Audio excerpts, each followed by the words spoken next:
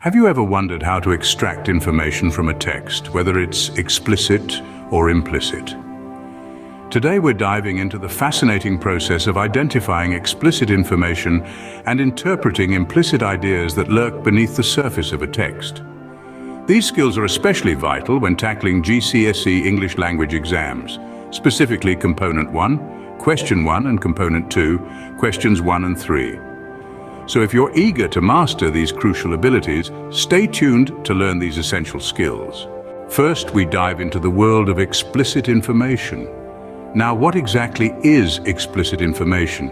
It's the information that is clearly stated or shown right there in the text. It's not hidden or implied, it's laid out for us to see. Think of it like the headline of a newspaper. It's direct, it's upfront, and it's telling you exactly what you need to know. Now, how do we go about identifying this explicit information? It's all about isolating key details. You need to be a detective, picking out the important facts and figures from the text. And remember, always refer back to evidence in the text. It's like your proof, your backup. It's not enough to just say something is true, you need to show where you found it. So, explicit information is all about what the text directly tells us. It's the clear, straightforward facts that help us understand the bigger picture. Now that we understand explicit information, let's delve into the more mysterious realm of implicit information. Implicit information is like the secret ingredient in a recipe. It's not directly stated, but is crucial for the overall flavor. This is the information that is suggested or inferred, but not clearly spelled out in the text. Think of yourself as a detective, piecing together clues to understand the deeper hidden meanings. It's about reading between the lines, interpreting the subtle hints and cues that the author has left for us. This process requires a keen eye and a sharp mind, as you'll need to infer meanings and ideas that are not directly stated. For example, a character might say they're fine, but their actions could suggest otherwise. They might be pacing, have a furrowed brow, or be avoiding eye contact. These are all signs that despite their words, they might not be fine at all. This is implicit information, and it's our job to interpret it.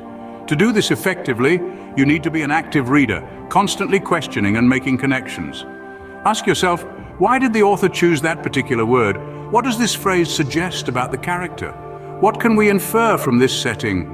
Remember, implicit information requires a bit more detective work, as it's about what the text suggests, not what it tells directly. But with practice, you'll be able to uncover these hidden gems of insight and enrich your understanding of the text. You've made it through the journey of understanding explicit and implicit information. We've navigated the seas of explicit details, those clear-cut, spelt-out facts and ideas that are essential for answering questions in your GCSE English language exams.